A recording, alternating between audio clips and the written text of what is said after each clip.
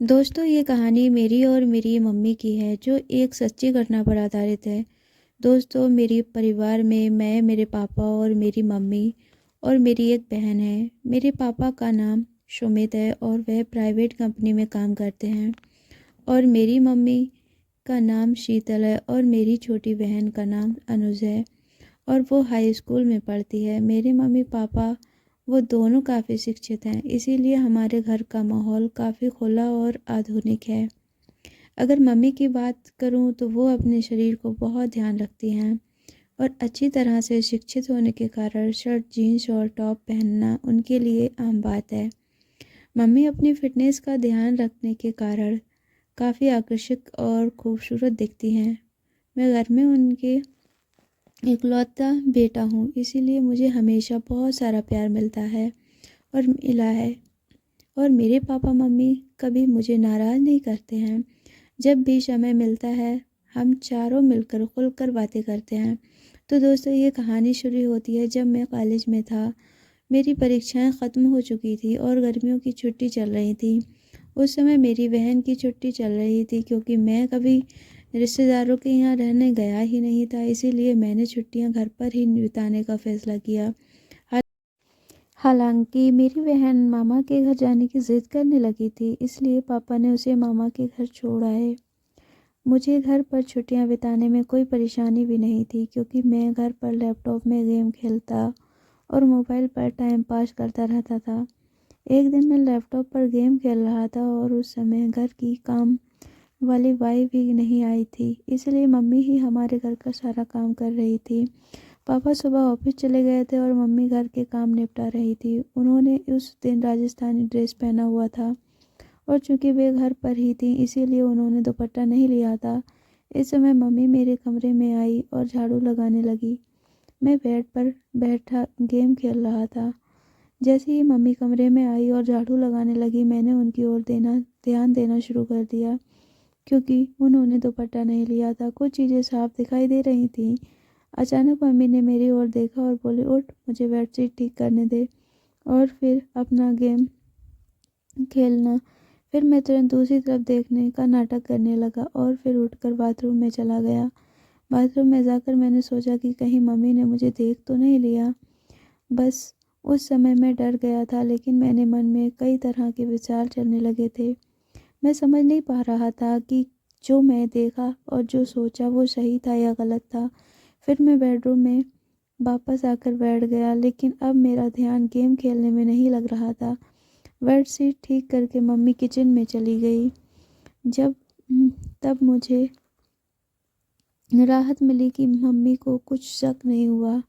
फिर मैंने अपना लैपटॉप बंद कर दिया और मोबाइल पर टाइम पास करने लगा। अचानक मुझे एक नोटिफिकेशन आया और मैंने उस पर क्लिक किया। वहाँ मुझे कई कहानियाँ दिखीं, जिनमें एक कहानी माँ और बेटे के बारे में थी। मैंने वो कहानी पढ़ी जिसमें बेटा अपनी माँ के साथ किसी तरह आनंद मनाता है। वह कहानी पढ़कर मेरे मन में भी कुछ वैसा ही ख्याल आने लगा। तब मैं बाथरूम में जाकर अपनी मम्मी के बारे में सोचते हुए अपने मन को शांत किया। फिर बाहर आया तो देखा कि उधर मम्मी किचन में खाना बना रही थी और मैं फ्रिज में पानी की बोतल निकालते हुए मम्मी को देख रहा था। वो मेरी तरफ पीठ करके खड़ी थी और मैं उन्हें ध्यान से देखे जा रहा था। उनका ध्यान खाना बनाने में था, इसलिए उन्हें पता नहीं चला कि मैं उन्हें किस तरह देख रहा हूँ। और तभी अचानक मम्मी पीछे मुड़ी और मेरी तरफ देखते हुए बोली, क्या रे राहुल, क्या देख रहा है?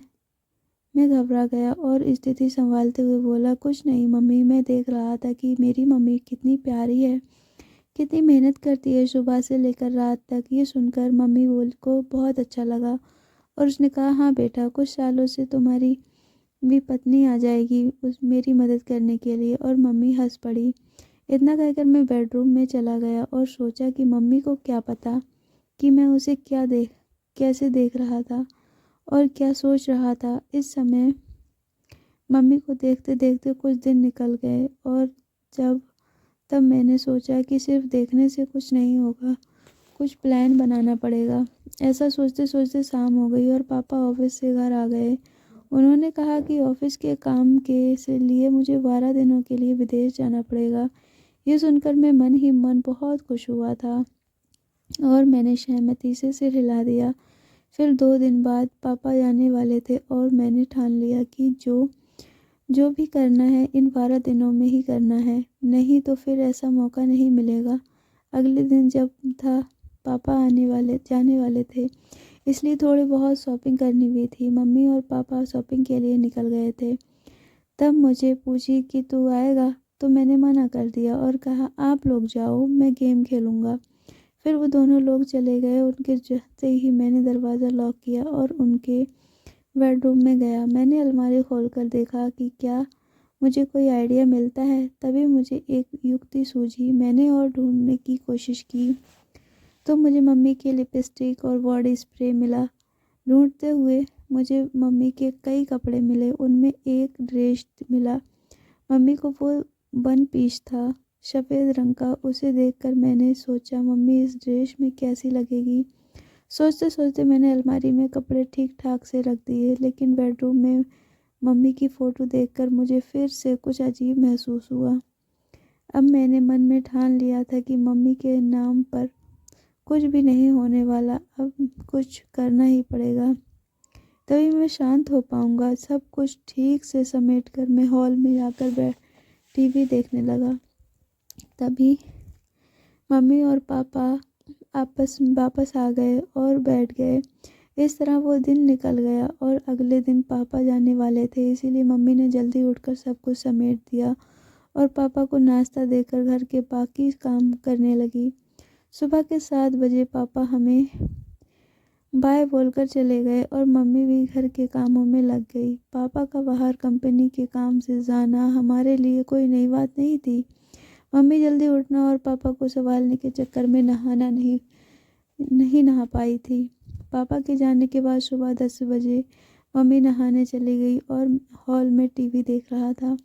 अचानक मम्मी की आवाज़ आई, राहुल तौलिया दे दो। मैं बाहर आई। मैं तुरंत तौलिया लेकर गया। मम्मी ने दरवाज़ा थोड़ा सा खोला और तौलिया लेने के लिए हाथ बढ़ाया। जब मम्मी ने तौलिया के लिए हाथ बढ़ाया तो मैंने देखा कि मम्मी के बाल पूरी तरह से भीगे हुए थे। उनके उनके हाथ से पानी टपक रहा था और उनके चेहरे और हाथों पर पानी की बूंदें देखकर मम्मी मुझे बेहद खूबसूरत लगी। जब मम्मी ने हाथ आगे किया तो वह थोड़ा साइड में पानी की बूंदें भी थीं उसके हाथ में, जैसे मुझे अंदर बुला रहे थे। लेकिन मैं चालाक थी, तुरंत अंदर खिसक गई। ऐसा लग रहा था कि मैं तुरंत अंदर जाकर मैं अपने मन को शांत कर लूं। वैसे भी पापा घर पर नहीं थे, लेकिन मैंने खुद पर काबू किया और हॉल में आकर बैठ गया।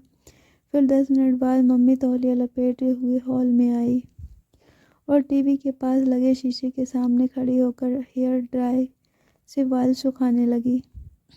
मैं और भी ज़्यादा परेशान हो गया और उसे पीछे से देखने लगा। जब मम्मी अपने बालों में हाथ लगाकर हेयर ड्राई से बाल सुखा रही थी, उसके लिए ये सब नॉर्मल था। लेकिन उसे क्या पता था कि पीछे सोफे पर बैठा लड़का उसे आनंद देने के लिए पागल हो रहा है और उसे पीछे से देख रहा है। मैंने मन में विचार किया कि आज से ही कोशिश करनी चाहिए और मैंने बिना समय गंवाए बोला, मम्मी तू हमेशा सारा राजस्थानी ड्रेस पहनती है घर में। तब मम्मी बोली, क्या रे बेटा, ऐसा क्या है, मुझे जो सही लगता है वो पहन लेती हूँ, तुम्हें ऐसा क्यों लगता है कि कुछ और पहनना चाहिए। तब मैंने कहा, कुछ नहीं मम्मी, कल जब तूने जीन्स और टॉप पहना था तो तू बस यूं ही कह रहा था। तब मम्मी बोली, अरे पागल, घर में कौन सा जीन्स टॉप पहनता है, बाहर जाना हो तभी पहनूंगी ना। फिर मैंने कहा, ऐसा नहीं है मम्मी, जब तुम साड़ी और राजस्थानी ड्रेस पहनती है तो थोड़ा उम्र दराज लगती है, इसीलिए बोला। फिर मम्मी ने जवाब दिया कि अब जवान बनकर क्या करना है, जिससे प्यार किया उससे शादी कर ली और अब तुझ जैसी आलसी बेटा और रिया जैसी खूबसूरत बेटी है, फिर और क्या चाहिए। इतना कहकर मम्मी जोर से हंसी और बेडरूम में कपड़े पहनने चली गई। मैं भी हंस पड़ा और टीवी देखने लगा। थोड़ी देर बाद मम्मी बाहर आई। कपड़े बदल कर देखकर मुझे खुशी भी हुई और नाराज़गी भी हुई, क्योंकि उसने मेरी बात तो मानी थी। नाराज़गी इसीलिए हुई क्योंकि वह अब भी पूरी तरह ढकी हुई थी।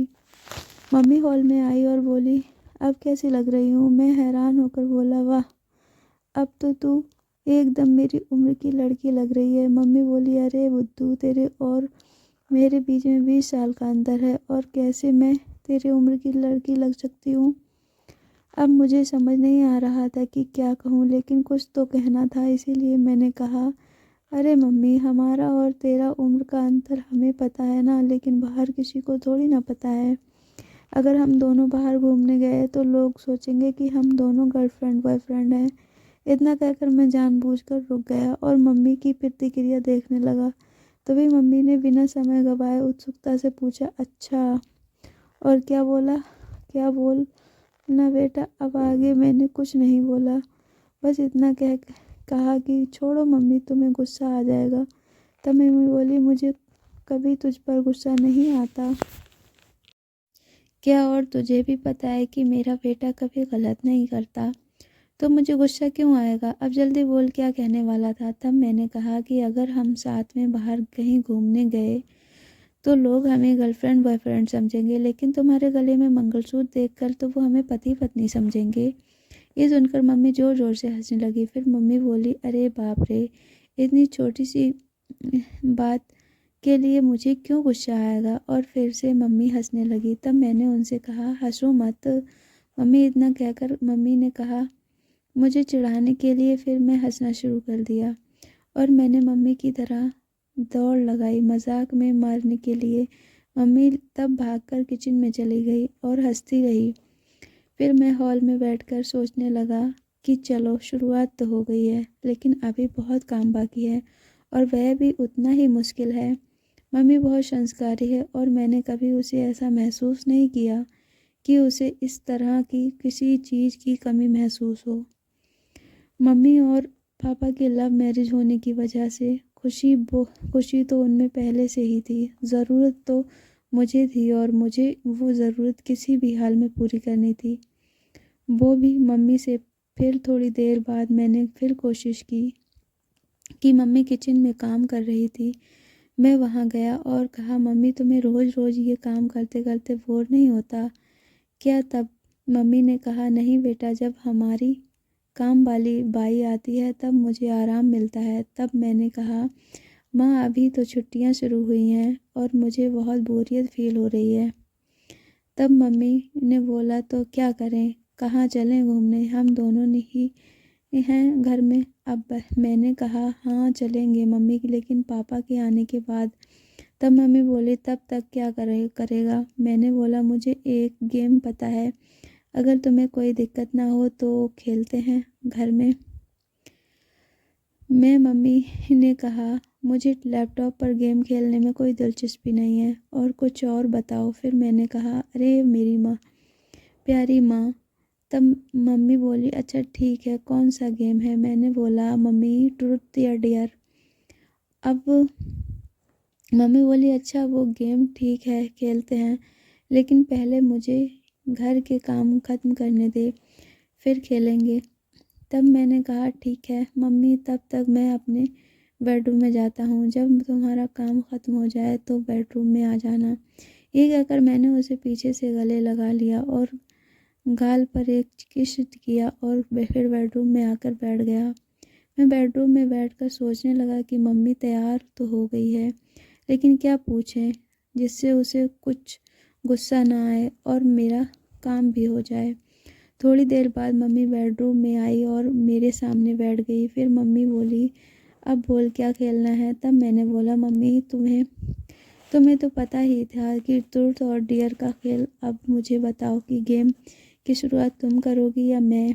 तब मम्मी ने कहा, तुम करो शुरुआत। फिर मैंने मम्मी से पूछा, आपको ट्रूथ चाहिए या डेयर?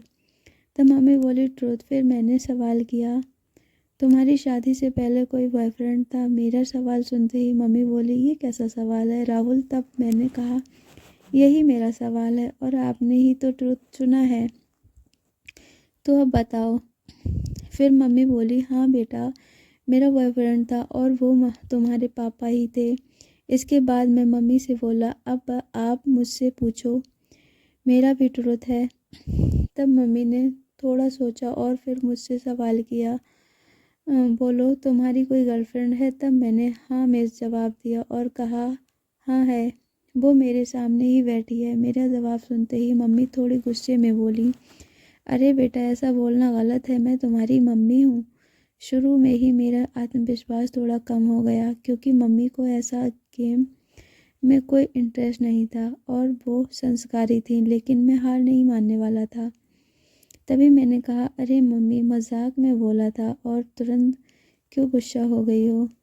तब मम्मी प्यार भरी मुस्कान के साथ हंस पड़ी और सिर हिला दिया। इसके बाद फिर मैं मम्मी से पूछा, अब आपको क्या चाहिए, ट्रुथ या डेयर? तो फिर से मम्मी ने ट्रुथ बोला। तब मैं उनसे सवाल किया, शादी से पहले क्या आपने कभी आनंद लिया है, कोई खेल खेला है? तब मम्मी गुस्से में बोली, राहुल ये ज़्यादा हो रहा है, मुझे नहीं लगता कि तुम्हें ऐसे सवाल पूछना चाहिए।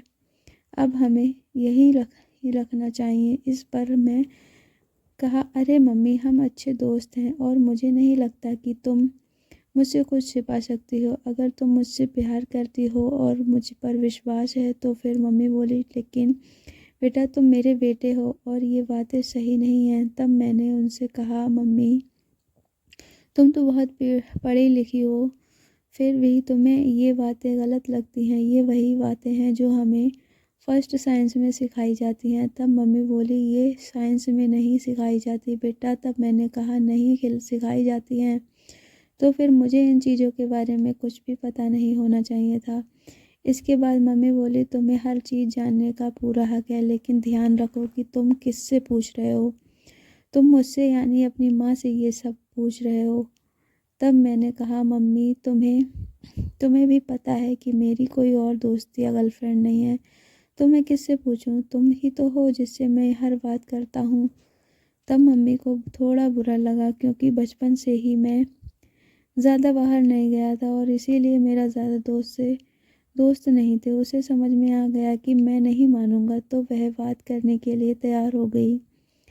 तब मम्मी बोली, हाँ हमने कई बार वैसा किया है और एक बार आनंद भी लिया था। तब मैंने कहा, मम्मी इतनी छोटी सी बात के लिए इतना समय लिया? इस पर मम्मी बोली, अब तो खुश हो ना? फिर मम्मी थोड़ा मुस्कुराई और बोली, अब तुम बताओ तुम्हें क्या चाहिए, ट्रुथ या डेयर? मैंने उनसे कहा, डियर। इसके बाद मम्मी ने सवाल किया, क्या तुमने कभी किसी को किस किया है? तब मैंने कहा, नहीं, लेकिन अगर कोई लड़की तुम्हारी जैसी दिखने लगे और तुम्हारी जैसी मिल जाए तो ज़रूर करूँगा। इस पर मम्मी बोली, क्या? अभी तो तुम कह रहे थे कि मैं तुम्हारी गर्लफ्रेंड हूँ और अब फिर कह रहे हो कि अगर कोई लड़की तुम्हारी जैसी मिल जाए तो? इतना सुनते ही मैंने बोला, तो क्या तुम्हें किस करूं? तब मम्मी बोली, हाँ लेकिन गाल पर। मैंने कहा, नहीं मुझे कहीं और चाहिए। अब मम्मी बहुत गुस्सा हो गई और मुझे डांटने लगी, लेकिन फिर भी मैंने हार नहीं मानी क्योंकि मुझे पता था कि अगर मैं रुक गया तो फिर कभी मम्मी से बात नहीं कर पाऊंगा। किसी तरह मम्मी को शांत किया और गेम फिर से शुरू किया। मैंने कहा, ठीक है मम्मी, गाल ही सही, अब मैं करूं? तब मम्मी बोला, हाँ जल्दी करो। तब मैंने कहा, मम्मी के पास गया और कुछ देर देखता ही रहा। फिर मैंने कहा, क्या? जो मुझे नहीं करना चाहिए था। फिर धीरे धीरे मम्मी को तैयार करके मैंने मज़ा लेना शुरू कर दिया। तभी मम्मी ने मुझे रोकने की कोशिश की। तब मैंने महसूस किया कि मैं अपनी हद पार कर रहा हूँ। इस समय मम्मी की आंखों में नाराज़गी और चिंता साफ झलक रही थी। उन्होंने मुझे प्यार से समझाते हुए कहा, राहुल ये सब बातें एक मजाक तक ठीक हैं, लेकिन माँ बेटे के रिश्तों की एक मर्यादा होती है, हमें उसे पार नहीं करना चाहिए। मैंने मम्मी की बात को गंभीरता से लिया। मुझे भी एहसास हुआ कि मम्मी का दिल दुखाना गलत था। मैंने मम्मी से तुरंत माफ़ी मांगी और उनसे वादा किया कि अब मैं ऐसा कभी मजाक नहीं करूँगा जिससे हमारे रिश्ते में कोई दूरी आए। मम्मी ने मेरी तरफ माफ़ी को स्वीकार करते हुए मुझे गले लगा लिया और कहा, बेटा हमेशा तुम्हारी दोस्त रहूँगी, लेकिन हमें ये भी याद रखना चाहिए कि हमारे रिश्तों की कुछ सीमाएं होती हैं। तब मैंने मम्मी से कहा कि मम्मी, अब मैं समझ गया हूँ, मैं आपको कभी दुख नहीं करूँगा। इसके बाद हम दोनों ने हंसते हुए फिर से सामान्य बातचीत शुरू की। अब मम्मी ने मुझे मेरे दोस्त के साथ अधिक समय बिताने की सलाह दी और कहा कि जीवन में रिश्तों की मर्यादा और सम्मान बनाए रखना बेहद ज़रूरी है। इस बातचीत ने मुझे ये सिखाया कि मजाक की भी एक सीमा होती है और रिश्तों में आपसी समझ और सम्मान होना चाहिए। अंत में हम दोनों ने एक दूसरे के साथ हंसते हुए खेल को ख़त्म किया और ये वादा किया कि हमारे बीच दोस्ती और प्यार हमेशा बना रहेगा, लेकिन रिश्तों की मर्यादा को भी कभी नहीं भूलेंगे।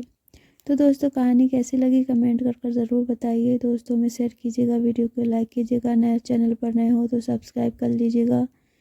मिलते हैं नई वीडियो में, तब तक के लिए अपना ख्याल रखिए। Thanks for watching.